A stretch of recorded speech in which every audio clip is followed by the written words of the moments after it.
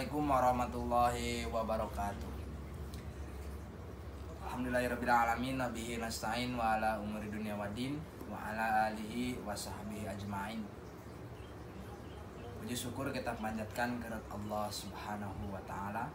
Sholawat beserta salam semoga tercurah limpah kepada baginda alam, junjungan tertinggi Nabi Muhammad sallallahu alaihi wasallam. Tak lupa kepada keluarganya, kepada sahabatnya, kepada tabiin tabiatnya, semoga kita selaku umatnya mendapatkan syafaat di akhirat. Amin ya Allah ya rabbal alamin. Oke, baik. Apa kabar semua kelas 5, 5A, 5B, 5C? Mudah-mudahan dalam keadaan baik ya. Silakan persiapkan mau ngemil atau mau sambil makan, boleh nontonnya supaya fokus ya,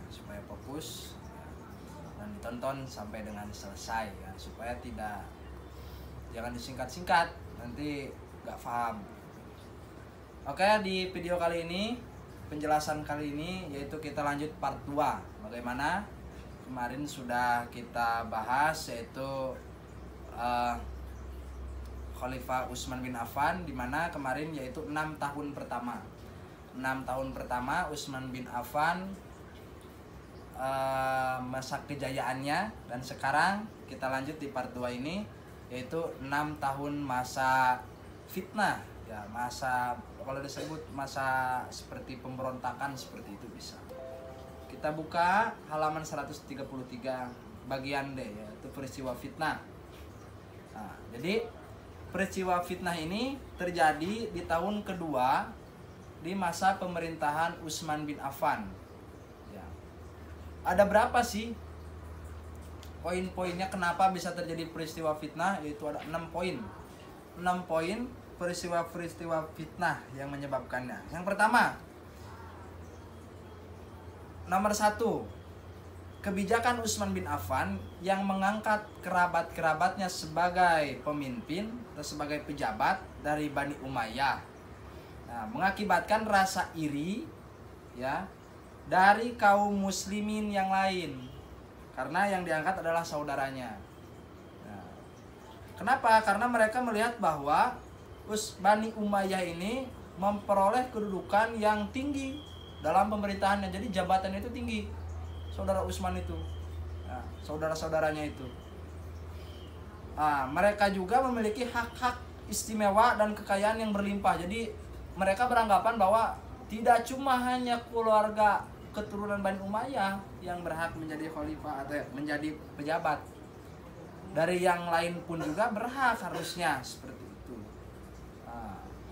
Padahal Bani Umayyah adalah orang-orang yang terakhir menerima Islam. Jadi Bani Umayyah ini yang terakhir menerima masuk Islam, tapi ketika menerima jabatan dia paling tinggi, dan keluarga Utsman. Wah, di situ mereka tuh bergejolak. Jadi iri dari mereka itu berdasarkan keduniawian. Jadi para pejabat, para pemerintah pada masa Utsman dia itu bermewah-mewahan, segala ada gitu. Jadi iri mereka. Ketika mereka akan bersaing, mereka sadar bahwa mereka tidak mungkin dapat menyaingi mereka. Nah, mereka menyadari bahwa apabila tetap menyembah berhala, mereka akan kalah, tidak bisa. Para pejabat Bani Umayyah dari kalangan Bani Umayyah ini menunjukkan perilaku yang tidak baik. Nah, jadi yang mengakibatkan mereka benci, iri itu karena para pemimpin atau para pejabatnya itu memperlihatkan perilaku yang tidak baik dan elok selayaknya seorang pejabat. Hal itu ditunjukkan ketika itu oleh gubernur Irak. Siapa namanya? Yaitu Walid bin Uqbah. Walid bin Uqbah, gubernur Irak. Kenapa dia? Dia ini datang ke masjid dalam keadaan mabuk. Sehingga keadaan itu muncul, sehingga perlawanan terbuka. Wah, ini nih katanya nih, gubernur gak jelas nih, malah mencontohkan yang tidak baik. Bayangkan, seorang gubernur masuk masjid dalam keadaan mabuk. Wah, gak berontak gimana itu para umatnya.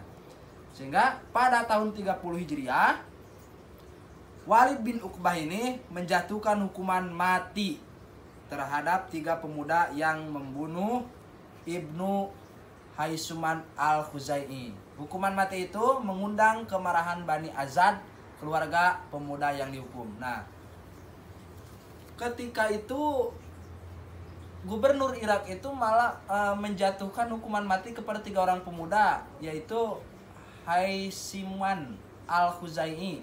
Nah, sehingga Bani Azad itu ya nama Bani itu keturunannya, pihak keluarganya tidak menerima dihukum. Wah, sehingga terjadi ramai pemberontakan, itu yang pertama tuh ya, sehingga menjadikan tahun fitnah di situ tuh tercemar. Pertama itu masa Khalifah Utsman bin Affan. Yang kedua, hilangnya pengaruh kaum Ansor Madinah dan Bani Hasyim juga menjadi sebab yang penting. Kedua golongan tersebut kehilangan hak-hak mereka dalam urusan pemerintahan. Hal itu menyebabkan kedua golongan tersebut membenci Bani Umayyah. Nah, jadi Ansor ini, masih ingat Ansor itu siapa?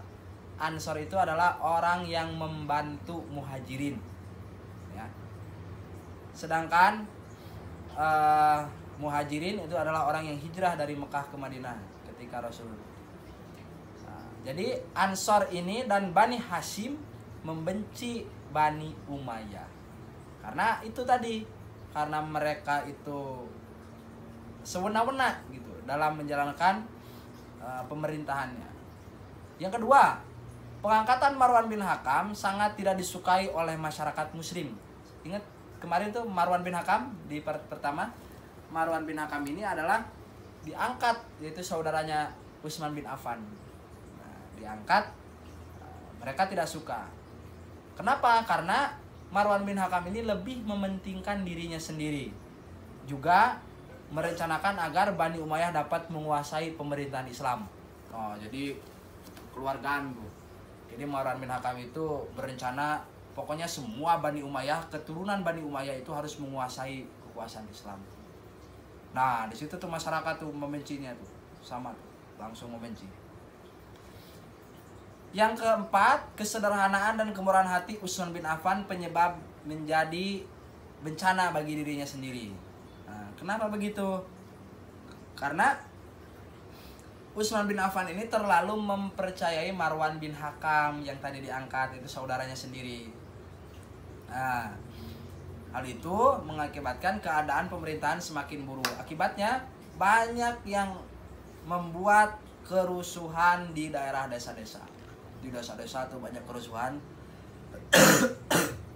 Harusnya Utsman bin Affan di situ harusnya bisa mengatasi itu dengan ketegasan dan kekerasan kata masyarakat. Tetapi Utsman bin Affan tidak bisa melakukan itu karena kelembutan hatinya. Jadi Utsman bin Affan ini tidak berani melakukan itu karena kerendahan hatinya. Namanya juga saudara gitu kan, gak enak, bingung, serba salah sebenarnya Utsman. Nah, itu. Yang kelima, pembuangan Abu Dzar Al-Ghifari telah membangkitkan kemarahan kaum muslimin. Siapa Abu Dzar Al-Ghifari ini? Adalah orang yang sangat soleh. Ia ini banyak melakukan kepentingan rakyat kecil. Ia telah mendesak gubernur Suriah agar mewajibkan orang-orang kaya menyisihkan sebagian hartanya demi kepentingan kaum muslimin. Nah, Abu Dzar Al-Ghifari ini orang yang soleh, sehingga kepada masyarakat kaum orang-orang yang kaya atau orang yang punya diharuskan untuk menyisihkan hartanya kepada orang-orang miskin supaya terpenuhi orang miskin. Akan tetapi Muawiyah bin Abi Sufyan malah melaporkannya sebagai penghasut kepada Utsman bin Affan. Nah, jadi Abu Dzar Al-Ghifari ini dilaporkan oleh Muawiyah bin Abi Sufyan kepada Utsman bin Affan bahwa Abu Dzar Al-Ghifari ini adalah seorang penghasut. Nah, akhirnya dibuang dan dikucilkan di desa Rabadah. Nah, disitulah terjadi fitnah sama juga ini. Peristiwa ini menjadikan kepercayaan masyarakat kepada Khalifah Utsman itu terus berkurang. Nah, yang keenam, kaum munafik telah menyebarkan fitnah dan hasutan. Mereka dipimpin oleh Abdullah bin Sabah. Ada lagi nih, banyak banget para penghaus kekuasaan di masa Khalifah Utsman. Jadi mereka haus kekuasaan, jadi mereka ingin tetap menguasai. Abdullah bin Sabah ini adalah seorang Yahudi yang berasal dari Yaman dengan berpura-pura masuk Islam. Ia menghasut kaum muslimin agar memberontak kepada Khalifah Utsman bin Affan. Nah, dihasut nih orang-orang munafik. Jadi dia ini masuk Islamnya tidak sungguhan, tidak dari hati nurani yang paling dalam, tidak. Mereka melainkan bermaksud tujuan masuk Islamnya itu Abdullah bin Sabah ini melainkan untuk menghancurkan Islam. Ya, secara umumnya, secara khususnya untuk menghancurkan Khalifah Utsman bin Affan. Nah, keadaan itu menyebabkan keadaan masyarakat muslim menjadi kacau balau itu. Pemerintahan sudah gak jelas kata masyarakat. Pejabat-pejabatnya sudah haus kekuasaan, banyak saudara, banyak. Nah, di kota Kufah dan Basrah, rakyat menentang gubernur-gubernur yang diangkat oleh Utsman bin Affan. Ditentang. Seperti di Mesir nih, Abdullah bin Sabah mendakwahkan hak Ali bin Abi Thalib yang sah untuk menjadi khalifah. Jadi di Basrah ada yang mengatakan harusnya yang menjadi khalifah pemimpin itu adalah Ali bin Abi Thalib karena ia menyebarkan pemikiran Yahudi tentang Masyiyah. Abdullah bin Sabah menyatakan bahwa Ali bin Abi Thalib akan datang sebagai Al-Mahdi atau penyelamat dunia. Nah, jadi mereka menghasut bahwa yang harusnya menjadi khalifah itu Ali, bukan Utsman. Karena apa masalah pemilihan Utsman, mereka itu waktu itu Ali bin Abi Thalib tidak terpilih. Pemberontakan pertama pecah di Mesir. Bagaimana nih? Sekitaran 600 pemberontak datang ke Madinah. Mereka mengusir gubernur. Jadi 600, bayangkan 600 orang pemberontak datang ke Madinah untuk mengusir gubernur. Dalam perjalanan pertama pemberontakan di Kufah dan di Basrah. Para pemberontak ini dari Kufah, dari Basrah ikut gabung. Mereka mengungkapkan keluhan-keluhan terhadap Utsman bin Affan. Keluhan itu ditanggapi oleh Utsman, karena Utsman kan rendah hati, sangat tidak mudah marah ya, kelembutan hatinya Utsman bin Affan ini. Sehingga kan di balik beliau yang Utsman ini yang sangat dermawan, juga beliau ini sangat rendah hati, lembut gitu hatinya. Nah, keluhan itu ditanggapi oleh Utsman dengan mengangkat Muhammad bin Abu Bakar sebagai gubernur yang baru. Nah, jadi gubernur Mesir diganti, diangkatlah gubernur yang baru Muhammad bin Abu Bakar, itu anaknya Abu Bakar. Nah, para pemberontak pun ketika itu puas dan kembali ke daerahnya masing-masing. Baru tuh. Kalau sekarang itu pendemo gini ya, demo. Wah, suka demo kan ke gedung-gedung, kalau di Indonesia itu kan begitu. Kalau ada kebijakan pemerintahan yang tidak sesuai dengan masyarakat, di demo oleh mahasiswa. Nah, kalau dulu kan belum ada mahasiswa. Jadi pemberontak sebutnya malah. Jadi 600 orang lumayan. Nah, itu masa 6 poin atau 6 kejadian yang menjadikan periode kedua 6 tahun ini menjadi masa fitnah. Nah, lalu setelah itu pemberontakan itu pun kembali di daerah masing-masing. Setelah pemberontakan itu kembali ke daerah masing-masing, tampaklah permasalahan sudah selesai. Ternyata belum selesai juga. Tadi kan Utsman bin Affan itu meredakan dengan memilihnya Muhammad bin Abu Bakar sebagai pengganti khalifah Mesir. Reda tuh, mereka balik lagi yang 600 tadi. Nah, perkiraan itu sudah reda, padahal itu ternyata justru sebaliknya. Mereka malah kembali lagi ke Madinah. Untuk memberontak atau untuk menyerang.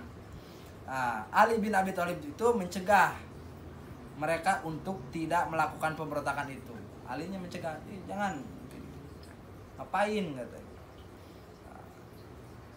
Mereka berkata bahwa di tengah jalan mereka, nah jadi diceritakan nih bahwa ketika mereka perjalanan menuju Madinah, di tengah jalan mereka telah mencegat seorang pembantu khusus Utsman bin Affan yang membawa sepucuk surat kepada gubernur Mesir. Jadi pembantu Utsman bin Affan ditangkap nih membawa surat untuk gubernur Mesir, ya, yaitu Abdullah bin Abi Sarah. Surat itu ternyata ditulisnya oleh Marwah bin Hakam atau tangan kanannya Umar tadi itu, Utsman bin Affan. Oleh Marwah bin Hakam yang meminta Abdullah bin Abi Sarah untuk membunuh mereka setibanya di Mesir. Nah, jadi isi suratnya itu meminta Abdullah bin Abi Sarah supaya dibunuh mereka itu. Nah, untuk membunuh Nabi Utsman bin Affan. Oleh karena itu, para pemberontak memerintahkan Utsman bin Affan untuk menyerahkan Marwan bin Hakam. Nah, pemberontak kesal. Pemberontak kesal karena isi suratnya itu kan suruh membunuh para pemberontak. Ya, maaf tadi salah. Harusnya membunuh para pemberontak, bukan menyuruh Utsman. Jadi Marwan bin Hakam ini mengirimkan surat meminta Abdullah bin Abi Sarah supaya membunuh para pemberontak. Para pemberontak bilang kepada bilang kepada Utsman bahwa saya ingin Marwan bin Hakam. Nah, serahkan supaya dibunuh Marwan bin Hakam karena kesal katanya. Nah, karena kesolehan Umar itu, karena kerendahan hati Umar tidak bisa memenuhi permintaan pemberontak. Nah, setelah itu akhirnya Utsman bin Affan dikepung rumahnya oleh pemberontak. Ini ketika mau wafatnya Utsman. Pada saat itu sahabat dan kerabat Utsman bin Affan itu sudah meninggalkan Utsman. Sahabat kerabat Utsman dan pejabat yang lain itu sudah meninggalkan Utsman. Di saat situasi yang genting mereka dikepung, ternyata sahabat dan kerabatnya itu sudah meninggalkan. Jadi Utsman itu intinya kan diperdaya gitu oleh para pejabat-pejabat, diperbonekakan. Sehingga terjadilah para pemberontak itu menyerbu rumah Utsman bin Affan dan membunuh Utsman. Utsman bin Affan sedang membaca Al-Quran. Masya Allah ya. Utsman sedang membaca Al-Quran, pemberontak masuk, membunuh. Itu terjadi di 17 Juni 656 Masehi atau 35 Hijriah. Di situ Utsman terbunuh. Utsman bin Affan pun meninggal sebagai syahid di usia 82 tahun. Utsman itu. Utsman bin Affan diangkat sebagai khalifah 70 tahun. Wafatnya usia 82 tahun. Berarti masa pemerintahan khalifahnya itu 12 tahun Utsman. Nah, setelah terbunuhnya Utsman bin Affan, banyak akibat-akibat yang menjadikan umat Islam merugikan Islam. Nah, karena kecerobohan para pemberontak itu. Di antaranya, pembunuhan Utsman bin Affan mengakibatkan semangat kesukuan Arab yang telah lama hilang sebagai hasil ajaran Nabi Muhammad. Jadi kesukuan Arab kan tidak banyak yang dipilih menjadi pemerintahan. Sehingga mereka semangat nih untuk memperjuangkan Islam lagi nih. Yang kedua, peristiwa tersebut sebagai memecah kesatuan Islam Bani Umayyah dan Bani Hashim menjadi dua golongan yang bersaing dan bermusuhan. Nah, karena yang membunuh kan pemberontak. Jadi mereka jadi terpecah belah karena membunuh keturunan Bani Umayyah. Nah, Bani Umayyah itu kan Utsman bin Affan. Demikian juga kaum Ansor di Madinah dan Bani Umayyah di Mekah, sama mereka itu berpecah belahan. Yang ketiga, kota Madinah kehilangan kedudukan sebagai pusat kekhalifahan. Posisi itu bergeser ke Kufah dan Damaskus. Akhirnya khalifahannya itu tadinya di Madinah, pusat kekhalifahan, pusat pemerintahan kalau sekarang. Kalau pusat pemerintahan Indonesia kan di Jakarta. Kan ada sekarang rencana IKN ibu kota negara Nusantara kan dipindah ke Kalimantan. Nah pada masa Utsman bin Affan pun itu dipindahkan ke Kufah dan Damaskus. Nah, kaum Ansar juga kehilangan kedudukan mereka dalam pemerintahan sama. Kaum Ansar juga kehilangan pemerintahan. Nah, yang keempat, gerakan perluasan wilayah Islam mengalami kemunduran. Hal itu disebabkan kesulitan-kesulitan yang timbul dari pemerintahan.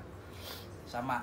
Nah, akibatnya tuh akibat dari pembunuhan Utsman bin Affan. Yang terakhir, peristiwa ini menyebabkan perpecahan perang saudara antara Islam. Perang saudara ini memunculkan golongan-golongan dalam Islam.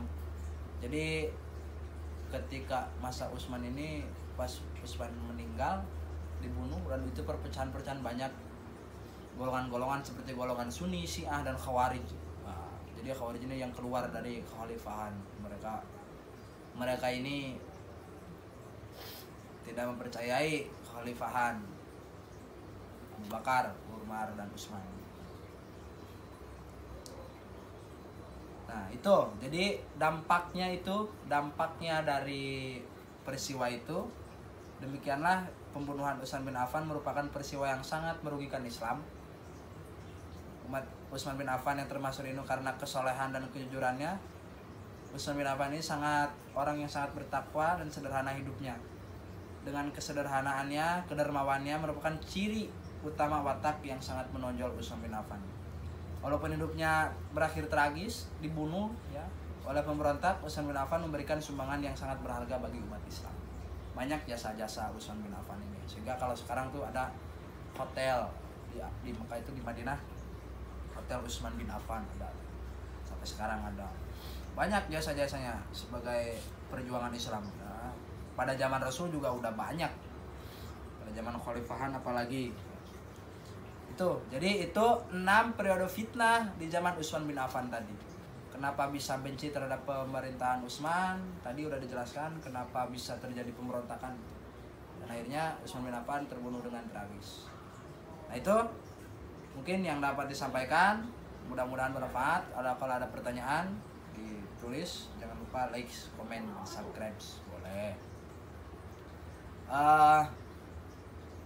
Itu yang dapat disampaikan, mudah-mudahan bermanfaat. Mohon maaf apabila ada kesalahan. Assalamualaikum warahmatullahi wabarakatuh.